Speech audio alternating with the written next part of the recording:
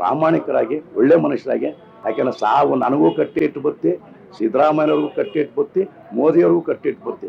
ಇಲ್ಲಿ ಏನು ಒಳ್ಳೆ ಹೆಜ್ಜೆ ಬಿಟ್ಟು ಹೋಗ್ತೀವಿ ಅದಷ್ಟೇ ಉಳ್ಕೊಳ್ಳೋದು. ಬುದ್ಧ, ಬಸವ, ಗಾಂಧಿ, ಅಂಬೇಡ್ಕರು, ಪರಮಹಂಸ, ಈ ಥರ ಎಂತೆಂಥ ಅನೇಕರು ಬಿಟ್ಟವರಲ್ಲಿ ಒಳ್ಳೆ ಹೆಜ್ಜೆಗಳು. ಅದ್ರ ಒಂದು ಪುಟ್ಟ ಹೆಜ್ಜೆ ಇಡಲಿ, ಅವ್ರ ಜನಮಾನಸದಲ್ಲಿ ಒಳ್ಳೆ ಹೆಸರು ತಗೊಳ್ಳಿ ಅಂತ ಅವ್ರನ್ನ ನಾನು ಬೈತಾ ಇಲ್ಲ. ಈ ಸರ್ಕಾರ ವ್ಯವಸ್ಥೆನ ಕೋರ್ತಾ ಇದ್ದೀನಿ, ಕೈ ಮುಗಿದು ಬೇಡ್ತಾ ಇದ್ದೀನಿ. ಇನ್ನಾದರೂ ಒಳ್ಳೇದು ಮಾಡಿ, ಇದು ಒಳ್ಳೆ ಕೆಲಸ ಮಾಡಿ. ಯಾವುದೋ ಅಂತೆಗೆ ತಕ್ಕದ ಇವೆಲ್ಲವೇ ಅಲ್ವೇ ಅಲ್ಲ. ಈಗ ಹೆಂಗಾಗಿದೆ, ನಾನು ಇಲ್ಲಿ ಮಾತಾಡ್ತಾ ಇರೋದು ಸುಮ್ತವ್ರ ಜೊತೆಗೆ ಕಷ್ಟ ಸುಖ ಮಾತಾಡ್ಕೊಂಡಂಗೆ, ಸುಮ್ತವ್ರ ಜೊತೆಗೆ ಅವ್ರಿಗೆ ಆಲ್ರೆಡಿ ಅವ್ರಿಗೊಂದು ಸಿದ್ಧ ಮಾದರಿ ಇದೆ. ಅದಲ್ಲ, ಅದನ್ನು ಮೀರಬೇಕು, ಮನುಷ್ಯರಾಗಬೇಕು, ಒಳ್ಳೇದು ಮಾಡಬೇಕು. ಮಾಡಿ ಬಿಟ್ಟಿ ಭಾಗ್ಯಗಳನ್ನ ಒಳ್ಳೋರಿಗೆ ಉಣಬಡಿಸ್ಬೇಡಿ. ನೊಂದು ಬೆಂದು ಬಸವಳದರಿಗೆ ಕೊಡಿ. ಯಾವುದೋ ಸಾಂಕ್ರಾಮಿಕಗಳಿಗೆ ಆಯ್ಕಟ್ಟಿನ ಜಾಗಕ್ಕೆ ಕೂಡಿಸ್ಬೇಡಿ.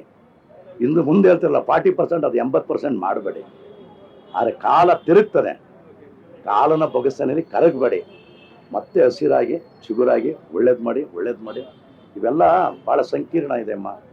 ಯಾಕೆಂದರೆ ಜಾತಿ ಅನ್ನೋದು ಅದನ್ನೆಲ್ಲ, ಅದನ್ನು ಹೆಜ್ಜೆನ ಪಟ್ಟು ಮತ್ತೆ ಪುನರ್ ಪ್ರತಿಷ್ಠಾಪಿಸ್ಬಾರ್ದು. ಅದು ಮೀರಬೇಕು. ಒಬ್ಬ ಮನುಷ್ಯನಾಗಿ ಹೇಳಿದ್ರೆ ಈ ಗಡಿ ಕಟ್ಟಳೆಗಳನ್ನ ನಾವು ಮೀರಬೇಕು.